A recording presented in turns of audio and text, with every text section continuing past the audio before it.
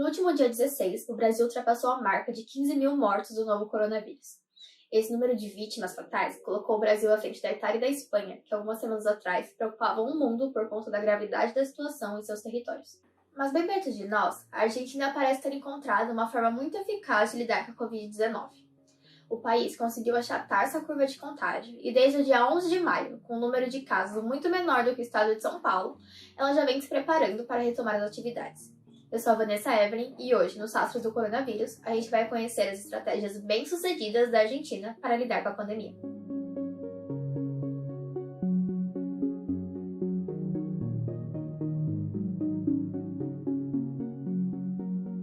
O coronavírus chegou na Argentina no dia 3 de março, quase uma semana depois de entrar no Brasil.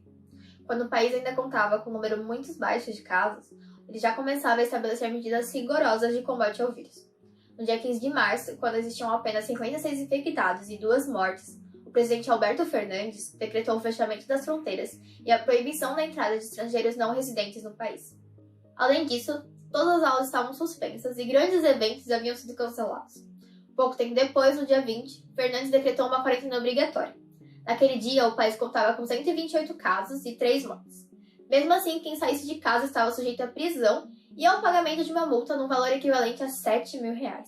Para a gente ter uma ideia, a quarentena do estado de São Paulo foi decretada no dia 21 de março, quando o estado já somava 459 casos e 15 mortes. É bom lembrar que a quarentena no Brasil não foi implementada de uma vez só. As ações foram pouco articuladas entre os estados, uma vez que não houve uma orientação federal nesse sentido. O isolamento social ficou a cargo de governadores e prefeitos que o implementaram contra os esforços do presidente de manter o país aberto. Já na Argentina, o presidente Alberto Fernandes trabalhou em conjunto com as instâncias municipais e estaduais, além de ter mobilizado as Forças Armadas, que, segundo o jornal argentino Clarín, tiveram um papel importante na logística, reforço ao sistema de saúde, fabricação de máscaras e distribuição de alimentos e álcool em gel gratuitos. Na imagem, Fernandes aparece falando ao lado do prefeito de Buenos Aires, o opositor Horácio Rodrigues Larreta, e ao lado do governador da província de Buenos Aires, o aliado Axel Kicillof. Sim, até a oposição se uniu ao governo em defesa do isolamento social para diminuir a transmissão do vírus e convencer a população da importância de seguir as medidas propostas. Bem diferente daqui do Brasil, onde a pandemia gerou uma série de conflitos entre gestores que um dia já foram até aliados. Em meio a essa instabilidade, o Brasil se vê obrigado a lidar, não somente com uma crise sanitária, mas também política. Já na Argentina, as ações organizadas deram resultados positivos.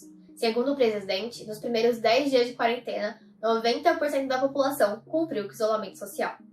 É claro que, em termos comparativos, a Argentina é um país muito menor do que o Brasil.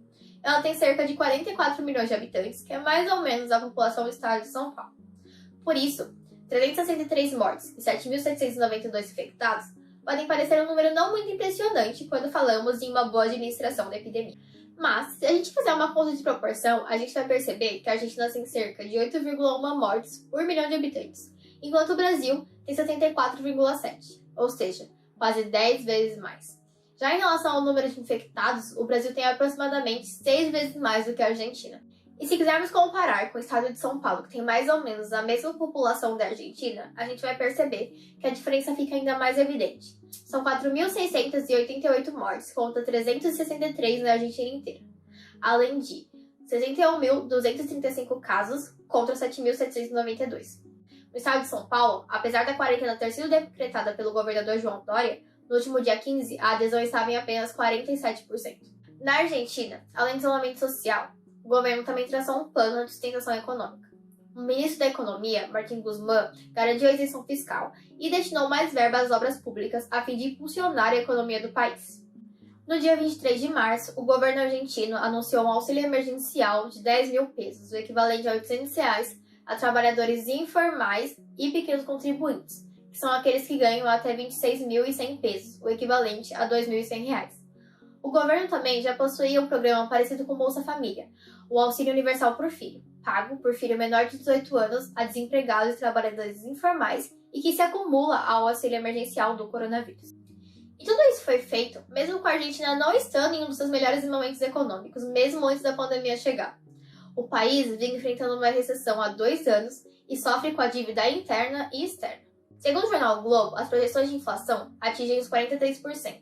e estima-se uma queda no PIB de 5,7%. Mesmo assim, o presidente Alberto Fernandes optou por uma política de contenção da pandemia. Ele disse, abre aspas, dá para se recuperar de uma queda no PIB, da morte não. Agora, menos de 2 meses depois do início da quarentena, o país já começa a se preparar para a reabertura. É importante que a gente saiba que esse processo de flexibilização ele só pode acontecer quando a gente cumpre uma série de requisitos.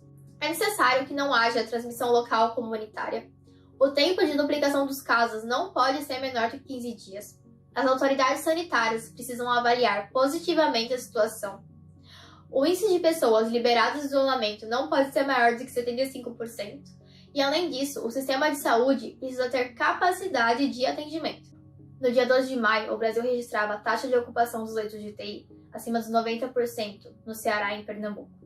Maranhão e Rio de Janeiro chegam a 80%.